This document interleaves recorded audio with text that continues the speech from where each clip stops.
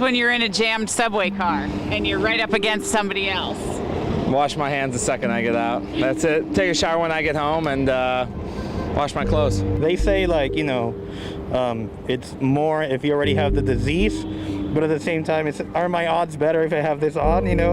Like if someone sneezes next to me, I'm covered.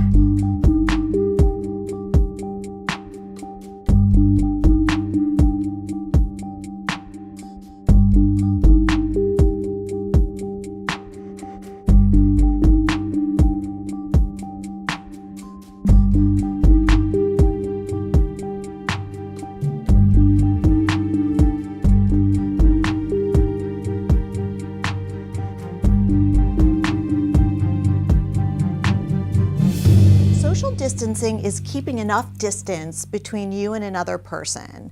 And the idea behind that is the only way for a virus, this particular virus, to get into the body, it's not happening just through the air.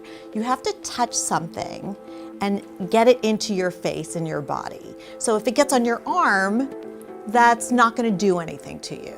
At least that's what we're told. And of course, this is all evolving.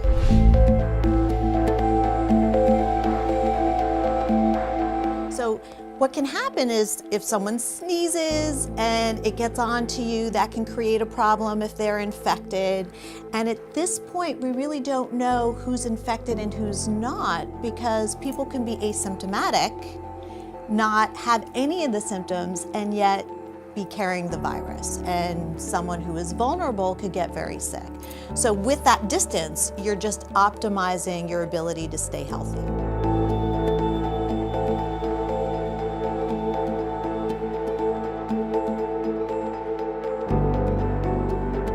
It's such an interesting question because there are two ways to look at it. So one of the things that can happen with this kind of panic about a virus is xenophobia, feeding into rumors, and having ideas that certain groups are more at risk than others, whether that's true or not.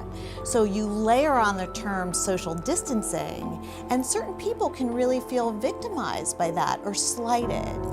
But as a therapist, it's so interesting. We really rely on words, and we're not supposed to touch any patient that comes into our office. And what we say is, put all of your feelings into words. So I see a lot of people explaining why they're not shaking hands or why they're not hugging.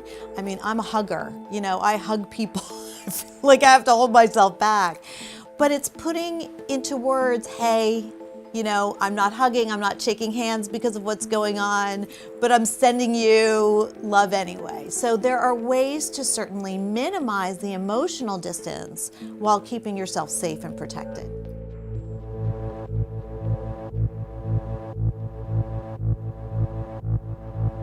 The best way to combat against out of control fear is the facts. We need to get the facts, and we need to get them from sources that are legitimate. The other thing is to take control where you can take control. You know, ask yourself, what can I do under the circumstances? And engage in activities that are optimistic but give you a sense of control.